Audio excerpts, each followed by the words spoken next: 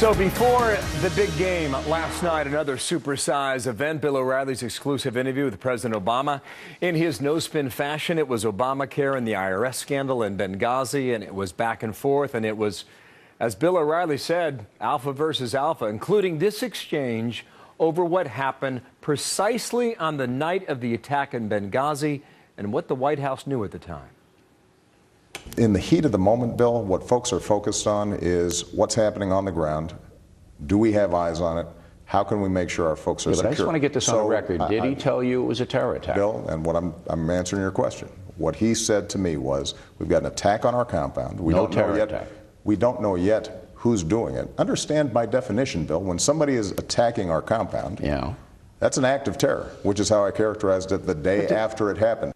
Bill O'Reilly's with me now, and how are you, Bill? Good morning to you. All right. How you doing? A lot of ground to cover here. I'm fine. Thank you for your time this morning. I guess in a broad sense, before we drill down specifically on moments like Benghazi, how did you think it went? Well, from my perspective, it went fine. I got my questions in.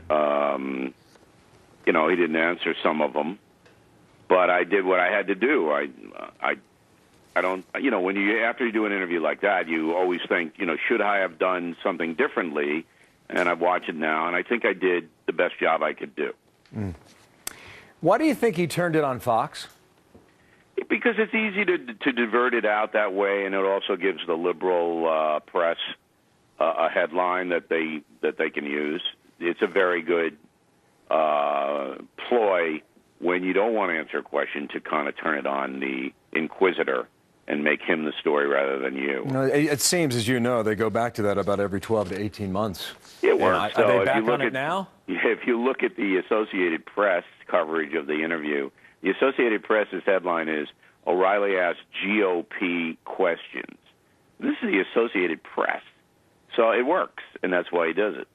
Was he any different from, I guess it was September 2008 during the Republican convention? Was he any different from 3 years ago in 2011 during that Super Bowl interview? Remarkably, no. Physically, he's the same. He's got less wear and tear on his face than any other president that has served as long as he has. His hair is a little grayer. Very good physical shape.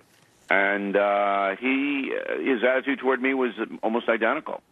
He is a true believer. That's what people need to know about President Obama. He believes truly that what he is doing is what's best for the country. And you are not going to shake him out of that, no matter how many stats you put on him, no matter how many circumstances you put on him. He believes it. And so that's what you see. Yeah. You mentioned the Associated Press, and we were talking earlier about the Huffington Post. If you could write the headline from that segment, what would it be?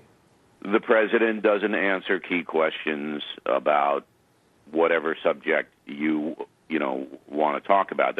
I would say the headline would be, the president a bit evasive in interview with Fox News' O'Reilly. Evasive, I think, is the word. He just doesn't want to tell you about why the IRS chief went into. He says it was Obamacare. Does anybody believe that a guy shows up 157 times for a primer on Obamacare? Does anybody? Bueller? I mean, come on.